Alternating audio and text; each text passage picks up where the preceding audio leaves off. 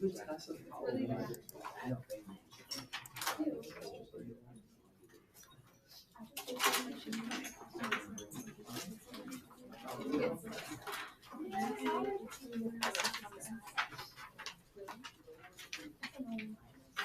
on the day after Halloween. Oh, Happens God. to be Andrew's birthday. Come on. Wait, what's the day? Not Is Halloween on a Thursday? Oh, the test. Don't yell at me. You guys are too old to go trick or treating anyway. All right. This unit is a big unit on the exam. Okay, and I can't remember exactly what percentage, but it's up there. Okay, so make sure that you're kind of paying attention to these. Remember, I have out on AP Classroom, the AP site, not my Google Classroom, but the AP site. There are daily videos. Okay, you guys should be watching those as often as you can. All right, it's other people instructing you on this material, and sometimes they hit on key points that, you know, maybe I hit, but I don't hit hard enough, or they do it in a way that's slightly different than the way I do it, and then you're like, oh, I get that now. Okay, just having something presented slightly differently helps. Okay, that goes under the, is that the waste container? What is it? Oh, so you're going to divide that out into cups? Okay. All right. So we're going to talk about intermolecular forces here. Okay. Intermolecular force. Oh, this every day. There we go. All right.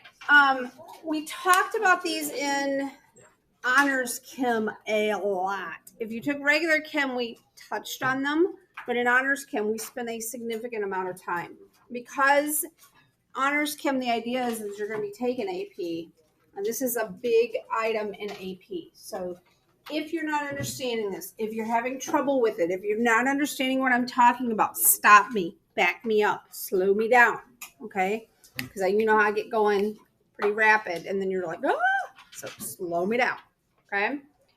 All right. So IMFs are intermolecular forces, kind of like an interstate goes between states. Okay, these go between atoms, ions, or molecules. They are what is going to hold them together. And if they're held together, then they're either a liquid or a solid. Okay, gases, because they are spread as far apart as possible, do not have really any intermolecular forces for the most part. Okay, we're going to talk about where they start to take hold and why coming up. But as far as liquids and solids, that's what's holding them together.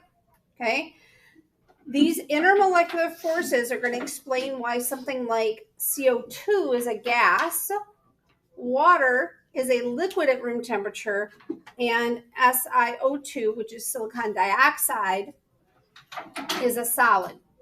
They're made up of only 3 atoms.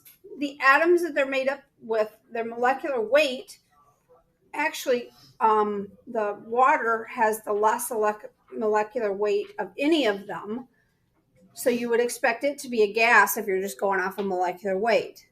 Okay, but it's not. So there's other things that are coming into play. Okay, so you have to look at different types of attractions between these, and then start by identifying whether it's a metal or non-metals held together. Okay, so why would you not advance my slide? There. Okay. So all substances, no matter what it is, does not matter what you're dealing with, they all have these things called London dispersion forces. You can abbreviate that as LDF if you would like. That is a universally accepted abbreviation. So you don't have to write out London dispersion for. Because remember, time is a factor. Especially when you're, writing these FRQs, you want to save as much time as you possibly can. So not having to write out long words and using abbreviations is a good thing. Okay. IMFs, that is a universally accepted abbreviation for intermolecular forces. Again, you don't have to write out intermolecular forces. You can just do IMF and move on. Okay. All substances, does not matter what it is, everything has LDF. Okay. So if they ask for the IMFs in a substance, you start by writing LDF and then you start thinking beyond that. Okay. This should be automatic. Okay. If you have a nonpolar molecule or single non-metallic elements, they are going to just have LDF. That's all they're going to have. Okay. Here are some examples of those. Right. Any diatomic element is always going to be LDF only. It's always nonpolar. Because remember, the electronegativity difference between those two elements or two atoms is 0. Okay.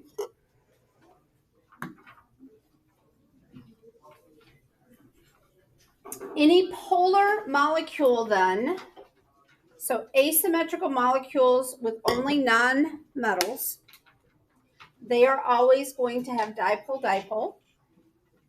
Here are some examples. Hydrogen bonding, which is a form of dipole-dipole, but we kind of give it an extra name, occurs that in polar molecules. So you have to be polar. You have to have hydrogen directly bonded to the fluorine, oxygen, or nitrogen. We talked about how that was on the phone, if you remember those 3. Okay. Because these 3 are so highly electronegative, they end up hogging the electrons. Okay. So they end up having the electrons around them more than the other stuff, the hydrogen there. And so because of that, it gives the hydrogen end a positive charge and the fluorine, oxygen, nitrogen end a negative charge. Okay. And remember, unlike charges attract, and that's where your IMFs come from. All right. All of these then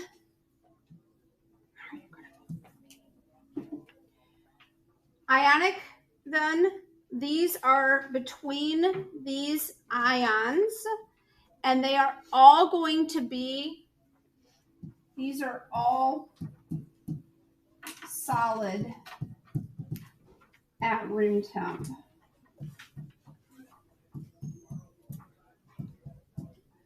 They are collectively known as what?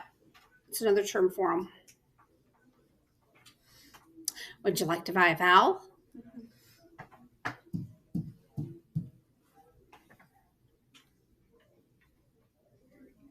Would you like to buy a vowel? What?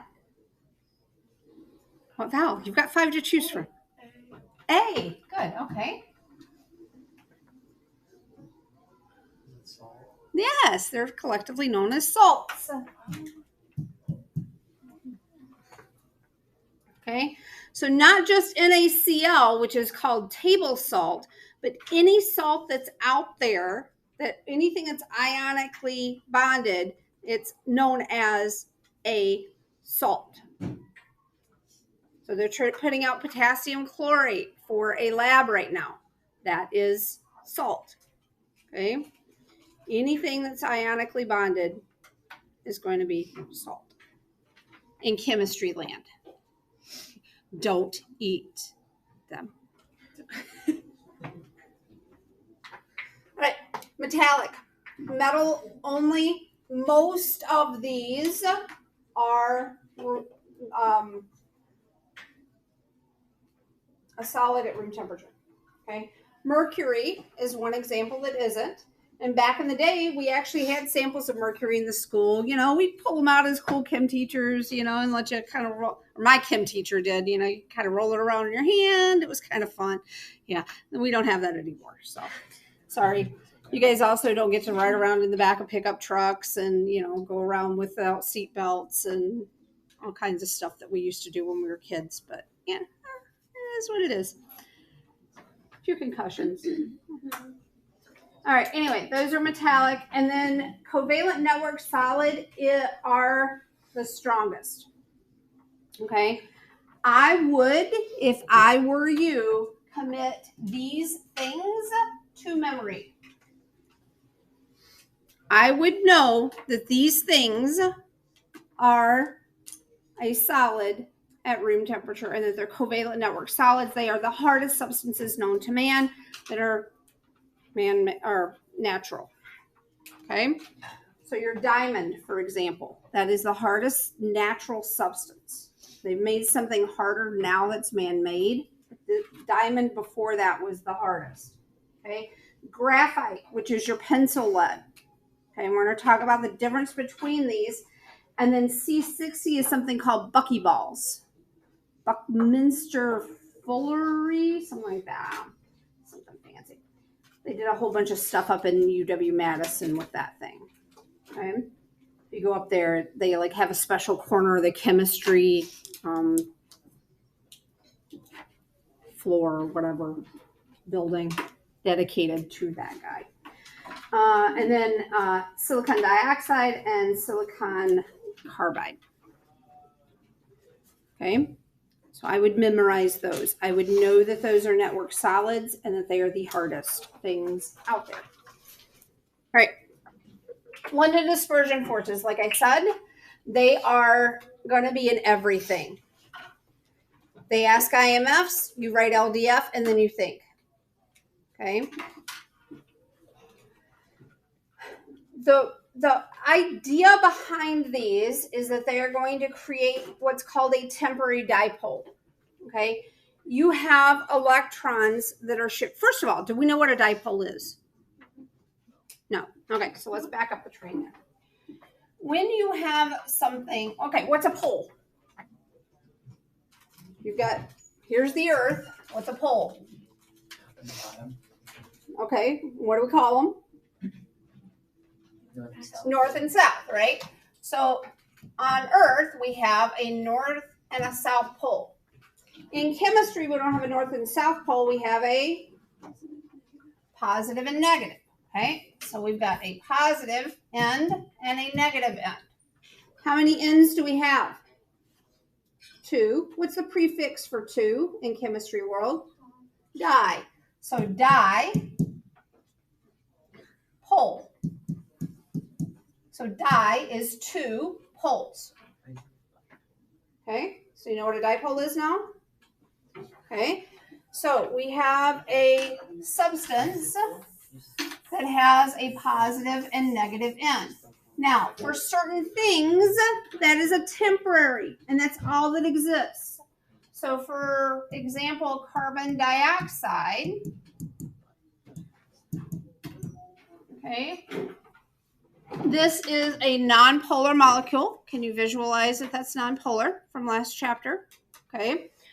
So there's no poles that are set up here normally, okay, as opposed to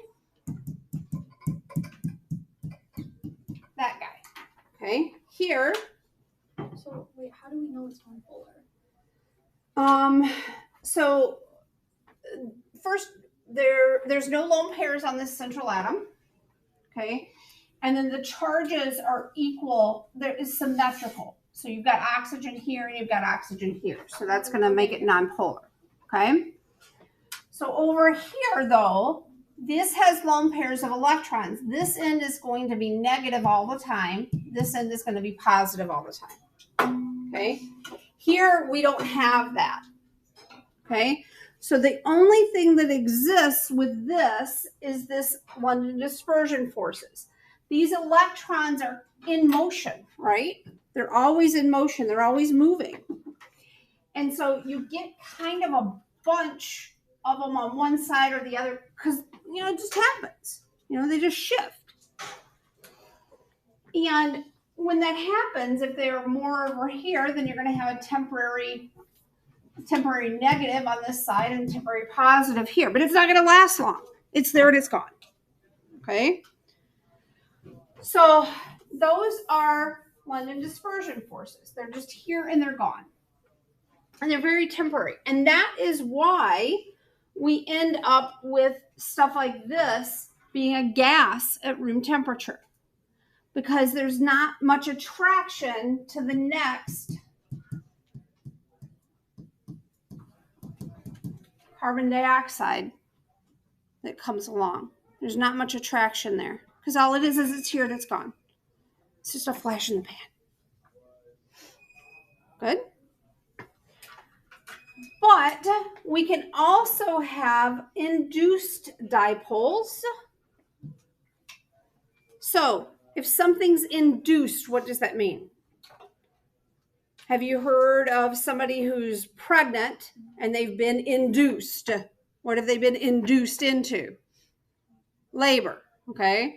So they give them medicine and it causes them to go into labor. They weren't going to go there on their own right away, okay? Eventually they might, but they're induced. They're making it happen, okay? This, we can create induced dipoles. We can create a dipole to form on this when it gets close to this water. So this end here gets close to this end of the water, and it's going to cause this end of the carbon dioxide to become negative. It's going to shove some electrons over here to get attracted to that. Okay, again, it's very temporary, but it happens. That's what an induced dipole is. So they get attracted, but it is short-lived. Okay, these LDFs are very short-lived.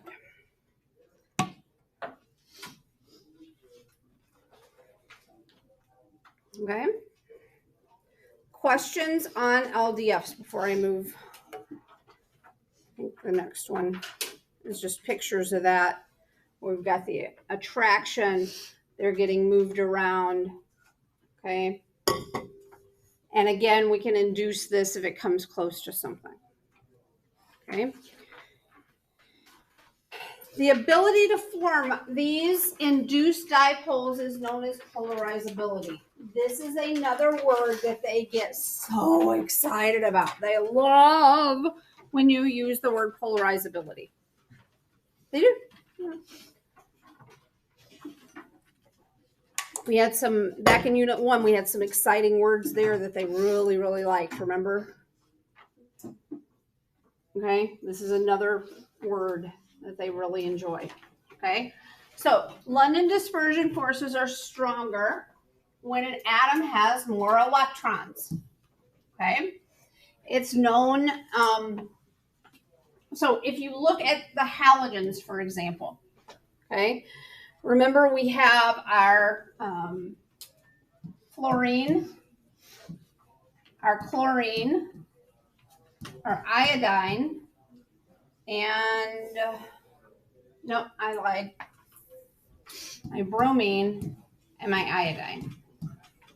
Okay, these two are gases at room temperature.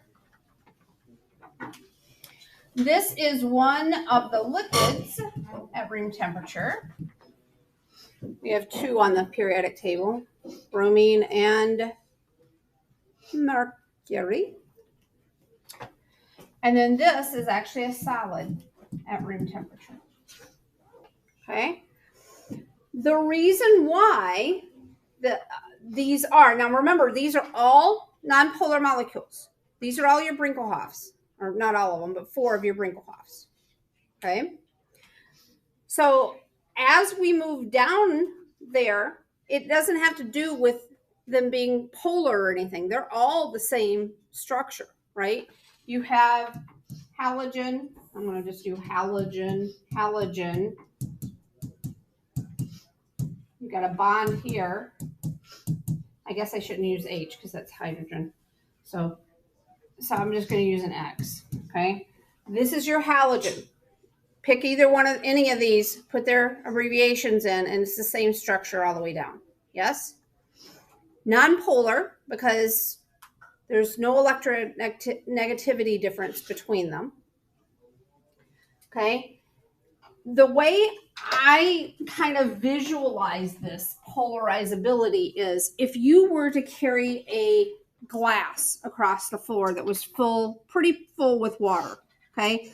You'd be okay. You'd be able to walk across and not slosh any out, right? Okay, that's like your fluorine here. Now, imagine a big tub of water, okay? So I've got a big tub of water. It's filled almost to the very top of water. And I try to walk across the room. What's going to happen? It's going to, there's no way I'm going to keep that in there, is there? You know how klutzy I am. It's not going to happen. Okay? That's the same idea with these electrons. We've got so many more electrons with this iodine that they're going to kind of move around, and you're going to have more negatives over here and less negatives over here, and it's going to slosh around essentially. Okay, don't use slosh around in your definitions for these things when you're writing them down. But that's the idea. If you can kind of visualize that happening. So the more electrons you have, the more polarizable the molecule is. That leads to greater LDFs. Okay, that's what they like to see you writing down. The more electrons you have, the more polarizable the molecule, leading to greater LDFs. Okay, the higher the LDF, yeah. So, does it get more electrons than like a liquid? It has more than a gas, and a solid has more than a liquid. No. Okay. The more IMFs you have, the stronger those IMFs, that's what's going to give you the solid, liquid, and gas. What we're trying to say here is everything else is equal with these. Okay? Their structure is all the same. There's no electronegativity difference. So the only thing that's different about them is the fact that we have more electrons. Okay? Because we have more electrons, it makes them able to set up those poles. It makes them more polarizable. The more polarizable you are, the greater your LDFs. The more LDFs you have, the more attraction you have between those molecules. That's what's going to lead you to your solid, liquids, and gases. So your iodine has more IMFs than your bromine. Your bromine has more than your chlorine, and your chlorine has more than your fluorine because it has more electrons. Okay, those greater amount of electrons going down here is going to give you a greater force of attraction. Okay.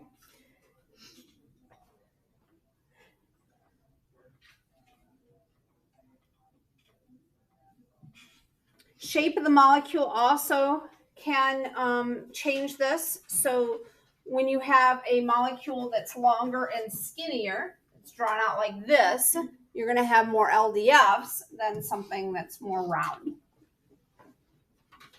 Greater surface area leads to greater LDFs.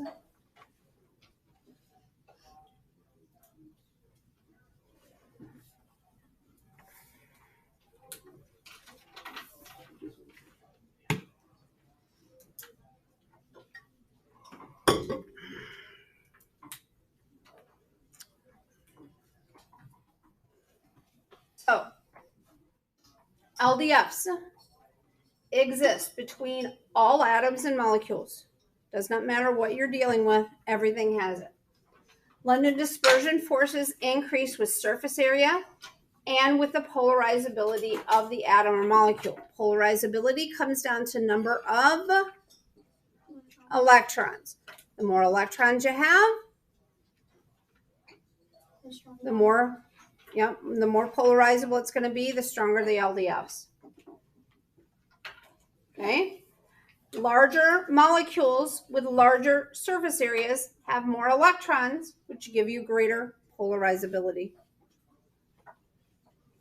That leads to more London dispersion forces and therefore higher boiling points, stronger surface tensions. Okay? There's lots of things that these IMFs do for things. They're going to have lower vapor pressures. You know what a vapor pressure is? We talked about that. We talked about it last year. I know we did. So I thought we talked about it even in here before. When you have something with a sealed container and it has a liquid in here, okay, some of your molecules in here are liquid, a few of them are gases. You remember this? Okay. The weaker the IMFs, the more gases you're going to have. That's going to put more pressure on the container. That pressure is called vapor pressure. Okay? Because this thing normally is a liquid at room temperature. If you have any of it as a gas, and the thing is normally a liquid at room temperature, then that gas is also known as vapor. Okay. That vapor then is going to put pressure on the container. Things with lower IMFs are going to have more of this go up as a vapor. So gasoline, for example, that's why your gasoline container always has like a back stem on it usually with a little, that's to allow some of that vapor to escape. So you let that gasoline can sit there for a very, very, very long time, and eventually most of it's going to escape as vapor. Okay, but it's going to take a long time. But that's why they put that little stem on the back side. Do you know what I'm talking about? Okay, that's why that's there. And that's why if you tip the thing over, you're going to spill some out of it because that's an open hole to the environment. And it's intentionally open to let some of that vapor out so that that can doesn't rupture. Does that make sense? Okay. Any questions on any of this stuff so far? All right. What in the world is that here for? What happened with my notes? I know I've got more notes than this. All right, let's try this. Sorry, I don't know what happened there.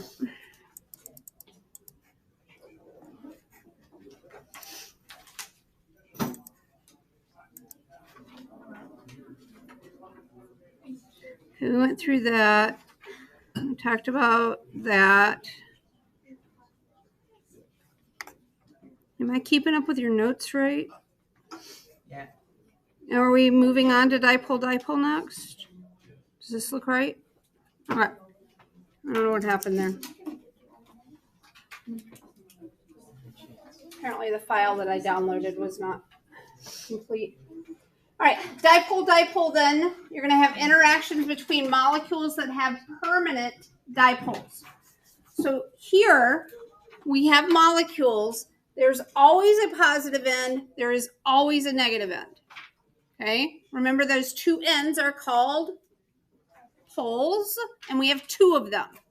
Okay, that's where the di comes in. So dipoles, two poles. So we have a positive end and a negative end. It's always there. Okay, what else? What other force is always there? What other IMF? LDF. LDF, because it's in everything. I told you, write it down. Don't even think about it. Okay, so now we have these permanent ones. It's not just shifting around and here and gone. This is always there. It's permanent.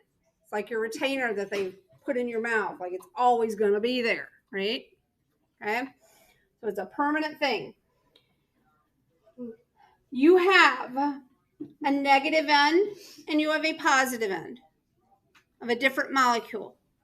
Okay. These are two different molecules.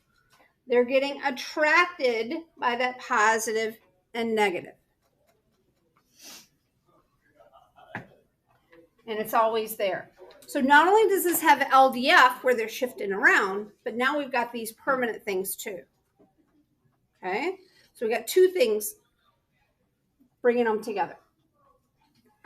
All right. So these dipoles done, you actually have what's called a dipole moment. They can actually measure that attraction, the difference between those two ends. Okay. And we talked about polar molecules. We talked about how their electron distribution is asymmetrical. What's asymmetrical mean? Asymmetrical. Not the same. Okay. So a lot of times in order to determine these IMFs, you have to sketch out the molecules because you need to see lone pairs of electrons. You need to see if there's a big electronegativity difference between things. Okay.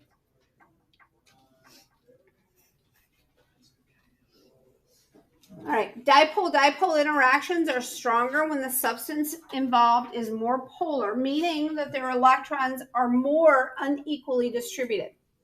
Okay, and that's, you can look at those electronegativity values and differences to be able to kind of get that. And again, you don't have to know the values, you can just kind of know the different parts of the periodic table.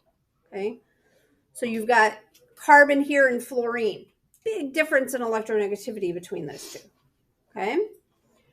All right. Now, in addition to this, you can also have something called hydrogen bonding. The word bonding sucks, you guys. As chemistry teachers, we hate the fact that they put bonding in this. Because what do you want to think about when you hear bonding? You want to think about like a covalent or ionic bond, right? Between atoms. This is not between atoms. This is between molecules, okay? So as chemistry, we hate the fact that they globbed onto that, okay? So it's called hydrogen bonding, but the term sucks, okay? What you need to do when you're trying to determine if something has hydrogen bonding or not is you are going to look at the molecule. You are going to look and see if you have a oxygen, fluorine, or nitrogen in it. If you don't have an oxygen, nitrogen, or fluorine in it, it's not going to hydrogen bond. So you can just drop the mic and walk away. Okay? If it does have the oxygen, nitrogen, or fluorine, like this one does, you're going to look and see if that oxygen, nitrogen, or fluorine is attached to a hydrogen. So that's the second thing. Okay. So number one, does it have fluorine, oxygen, or nitrogen? If the answer is no, then it doesn't have hydrogen bonding. So you just move on. Okay. Number two, is hydrogen attached to the fluorine, oxygen, or nitrogen?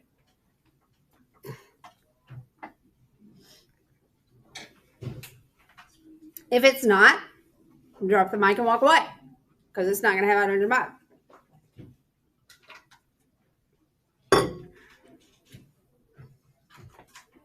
Okay. So when this happens, what's going to happen is this oxygen, hydrogen, or fluorine is going to hog that electron from that hydrogen. That's going to make this hydrogen very positive. Remember, this is the symbol for positive and negative. It's like a fancy S.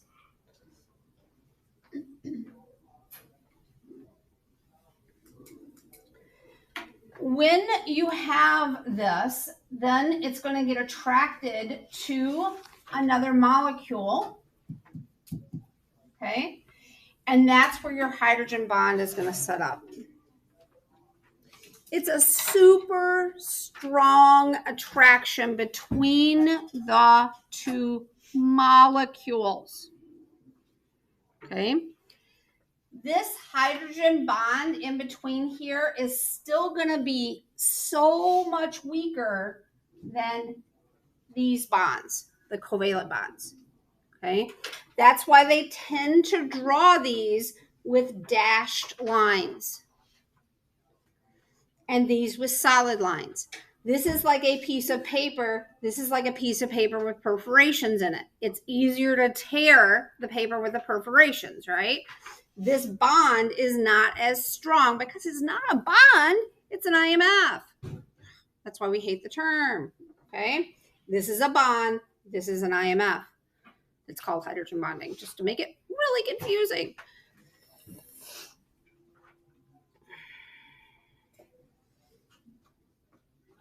Okay? And some of this is just going to take practice. Some of it's going to take you drawing out these molecules. Trying to figure out if they're polar. All right. If we look at hydrogen bonding, that is our strongest IMF. Okay.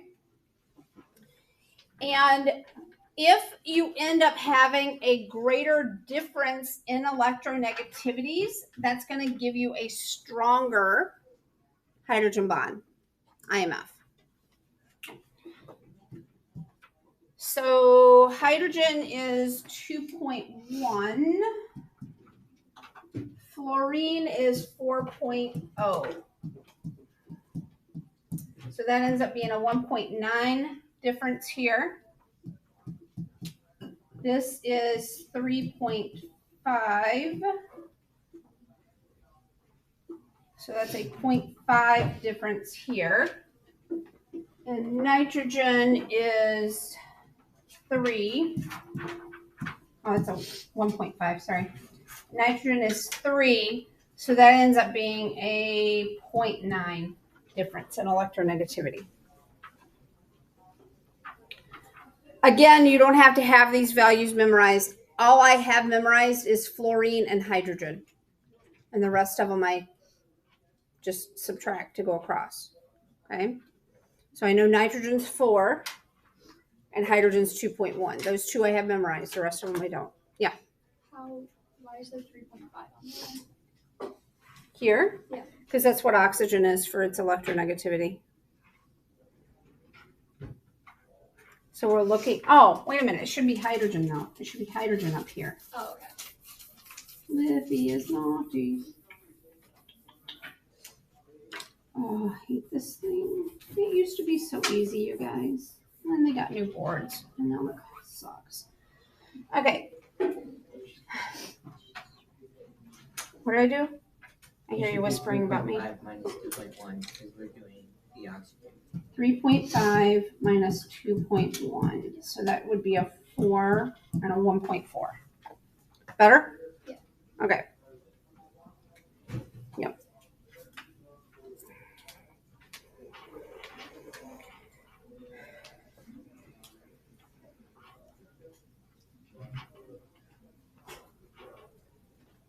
All right.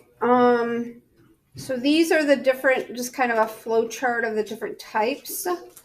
And then larger biomolecules like your, what are these things here?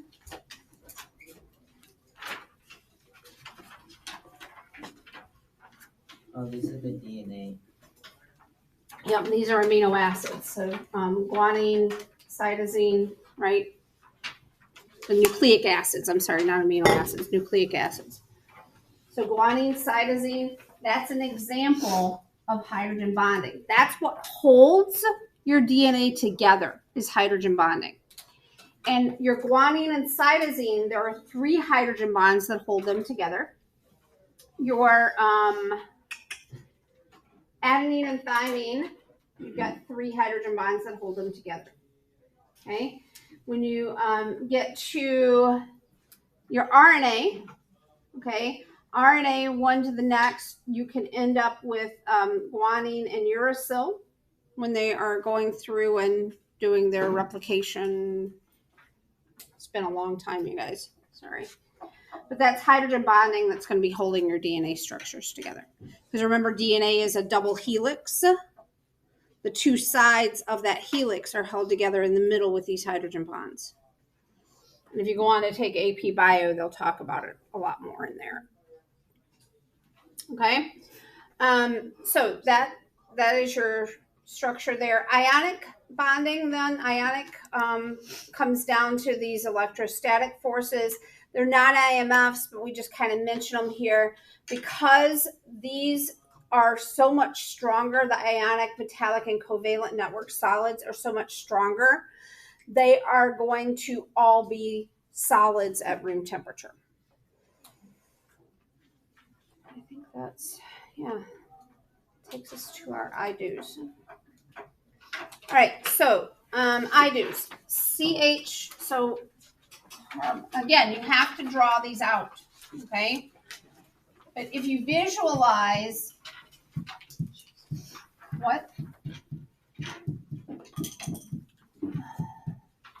We can keep going with this with C's and H's, okay? If I continued with this structure and just kept going with it, okay, and I had 5 carbons here, what would it be polar or nonpolar? Nonpolar, right. It's going to be symmetrical. It's going to be nonpolar. So both of these are going to be nonpolar because they're symmetrical. And which one of them is going to have, what type of IMF is going to be present then? Yep, and that's it.